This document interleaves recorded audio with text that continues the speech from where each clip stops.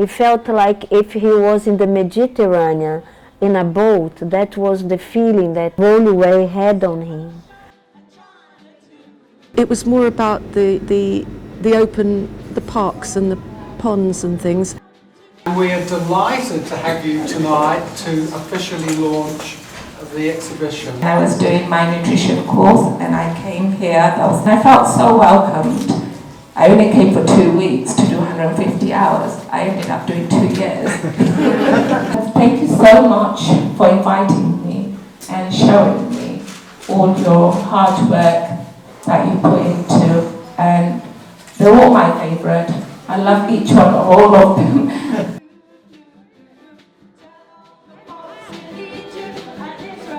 We're privileged because of the people that are associated with it and linked to it. This is people that work with us, people that are service users, patients, connections, and to the borough of Camden.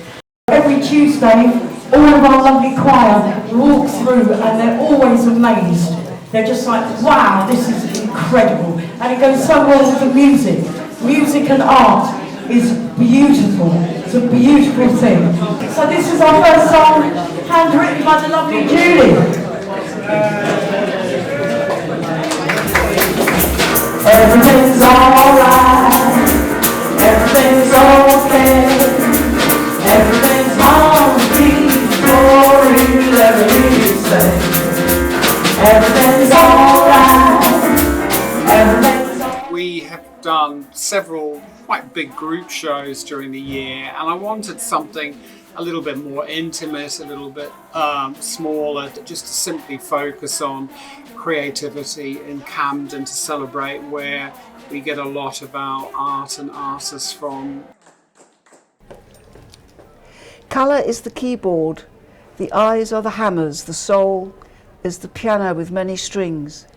The artist is the hand that plays, touching one key or another to cause a vibration in the soul.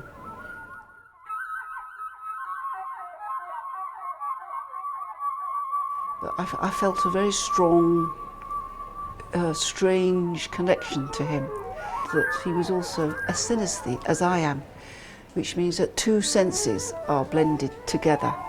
When he listens to music, he sees shapes and art. And I'm the same. When I play music, I see shapes when I improvise.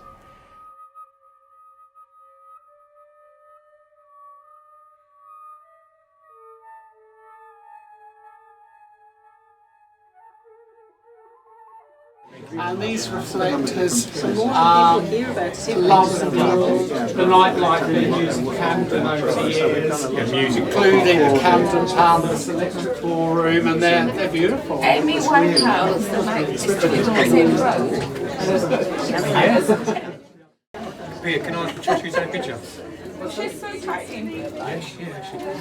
Pia, could you take a picture?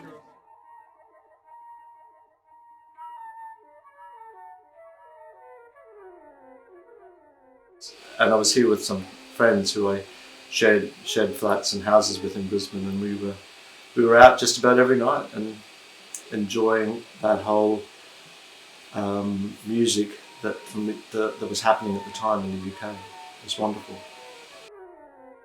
Oh, years ago, when I was very young, I always liked drawing and painting, and then I just gave up, and so now I've started again.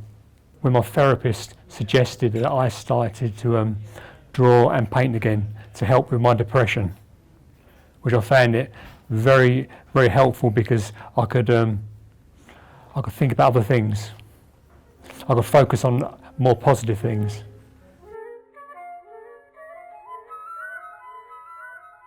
I'd read for years about the Nadam Fair, this wonderful midsummer fair they have, where the shamans parade alongside the military, where camels parade, all kinds of people in their wonderful costumes parade. I had the most amazing adventure. I wanted just to take photographs and record the event.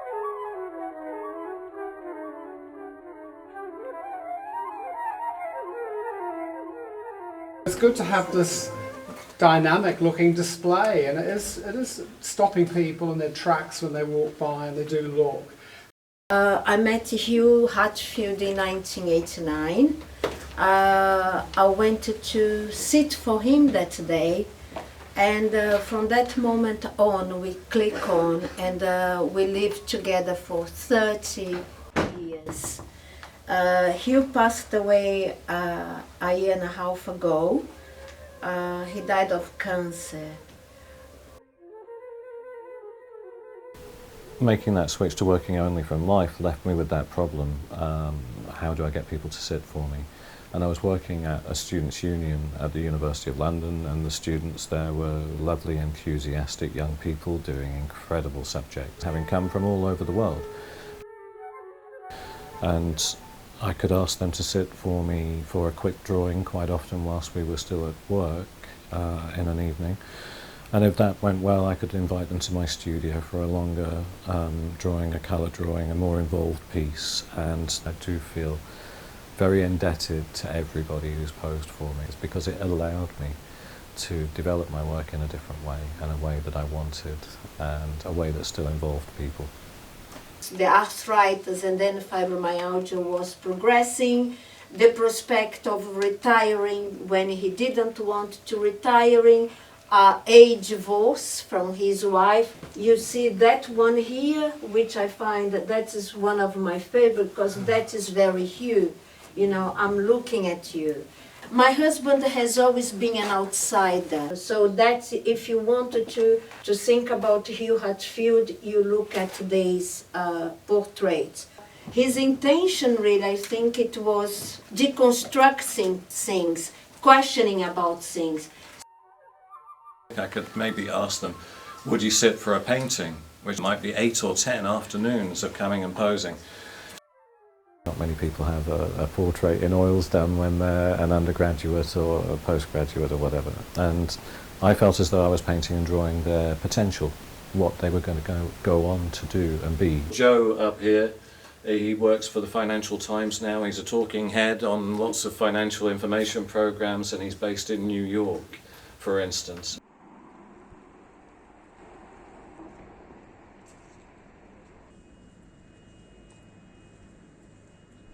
As far as I remember, he never went out spontaneously because of the arthritis and mobility problem. So even so, not being able to do that, I would say he was absorbing things.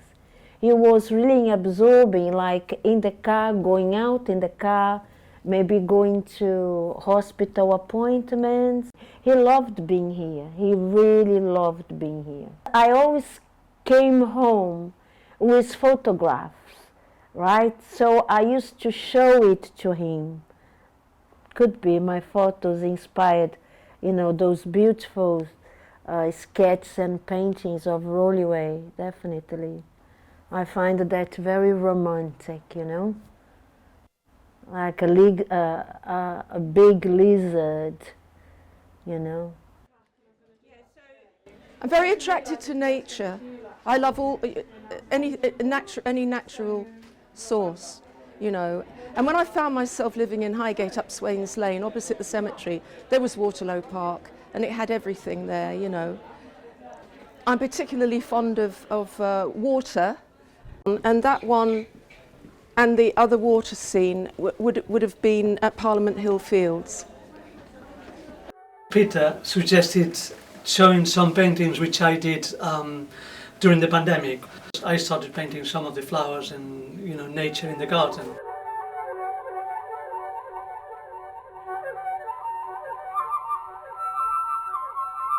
And I did a lot of work, a lot of photography in the countryside, a lot of digital work. And then during COVID, where we were restricted in terms of movement, I tended to focus on the gardens of the city, and in particular around Camden town where I live.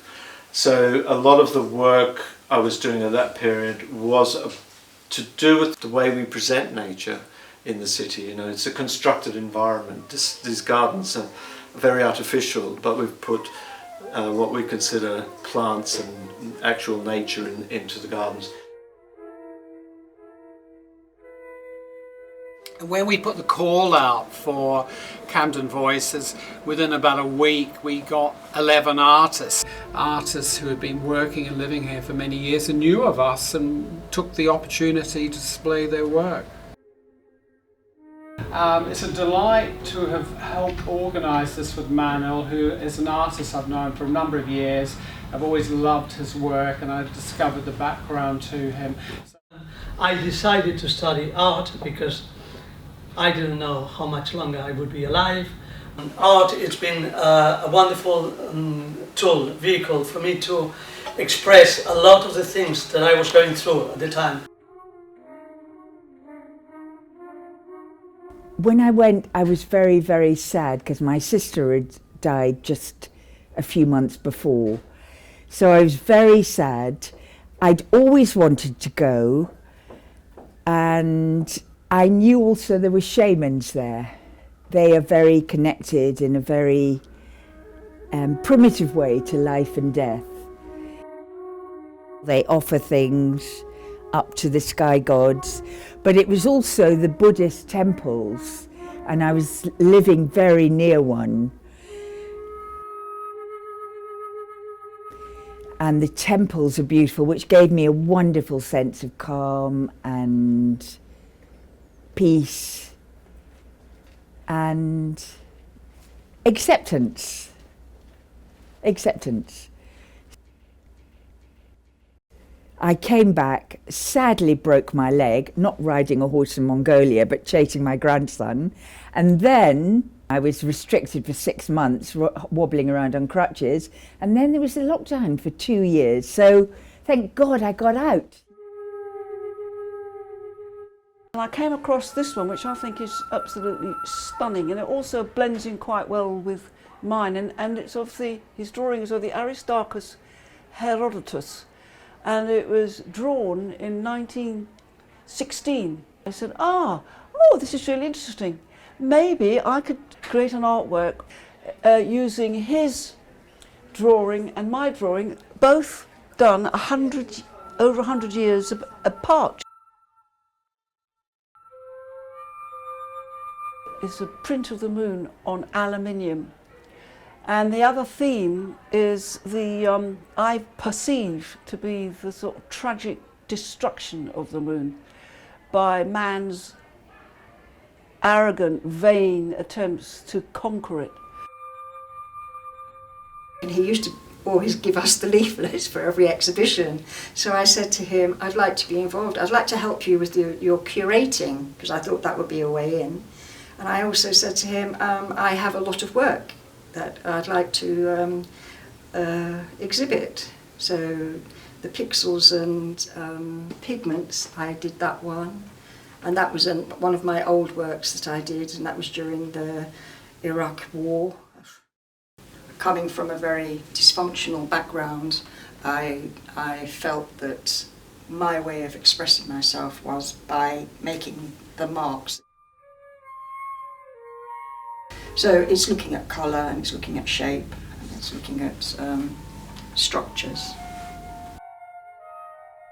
I wanted to go to New York as an Erasmus student exchange. I learned later that because of the HIV, they didn't allow people to go into the United States. So instead, I went to Athens. The blue colour and the gold and the sandpaper, which I used, makes me think of Greece and that sort of golden time for me. Although it was very, very painful because I was joining as much as I could with all the students, but at the same time I couldn't fully join because I was constantly, dealing with my ill health. A lot of the work I've got is from a few years ago, so from 90s. I did a residential artist program because I was going to look into art therapy at the Diorama Arts. And so I was able to, as a resident artist, work for 3 years, so I had space. So it was really good to be able to explore work where I could use my gestures better. I feel very, very fortunate to have met Peter, to be given the opportunity to show my work. I just feel so grateful. Art, it's been for me a wonderful vehicle to help me to cope with a difficult situation. I made some shoes, which then later on transformed into a suit, and I made some even furniture to express that everything was very transitory, and certainly in my mind everything was uncertain and very short. Here is the end of my work in relation to HIV and AIDS. What I wanted to say is that, okay, I've done my job with this subject and I am ending it here, and this is it. I'm going to move on and try to carry on with life. Things were also getting better. I started to do more painting and taking painting more seriously.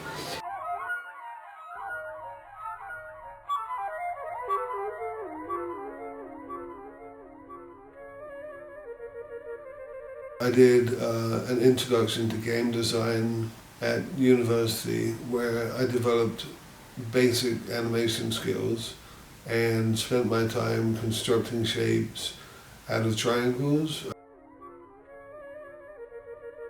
Then in 2009 I was given the opportunity to work with clay. The first thing I made was a vase followed by a cup. So I thought to myself, I enjoy making these things. What things would other people enjoy having, and where could I sell them? So I thought Camden Market would be a good place to sell psychedelic themed objects to be used as ashtrays or candlestick holders. And after COVID, I wanted to change my practice, and so the work I've started doing with 3D printing is based on scanned images I make of actual nature, you know, flowers, etc.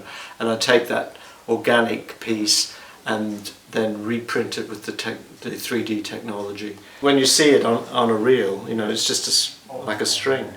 But when you actually print it and then it's reflecting the light, it becomes something else.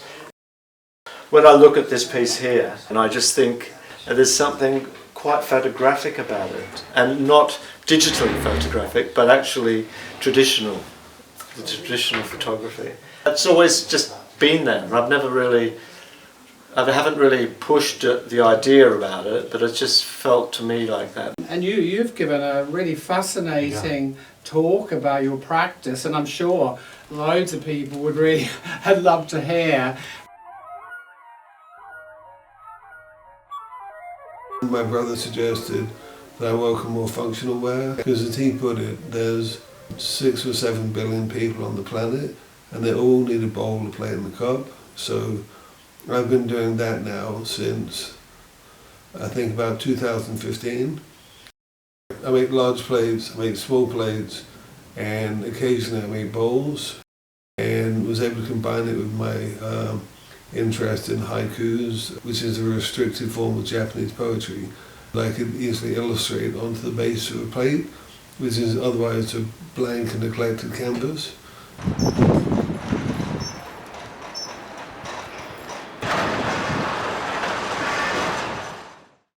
There is a lot of change, and maybe people coming and going in terms of where they live and work. There are good signs that Camden, particularly where the HS2 location is and all around there are signs that venues that become available that are not going to be used for housing, they are being offered to artists as studios. For local people, it's a great opportunity really to have a studio. I was working as a musician. My rent was £6 a week, and all the people who lived there were the local sort of waiters and cleaners. There was an awful lot of people who worked in the rag trade. Now you go to Fitzroy, Charlotte Street, all around there, full of the most expensive restaurants. It just got more difficult over that time. In fact, over the whole 30 years, it's become more and more difficult and it became unhealthy, and both unaffordable and unhealthy is not a good combination, and that's why things had to come to a changing point. Yes, against the backdrop of cranes and what have you, we are providing something that's enjoyed and liked by enough people to make it, for me, a really exciting project. So we have encouraged a wide range of outsider artists over the years. They know of us and they often say it's very hard to get your work displayed anywhere. And we also, the professional artist is joining us as well because of the curating, the venue, the amount of people who see the artwork. It does make it one of the little secret locations in North London or Camden that's very unique.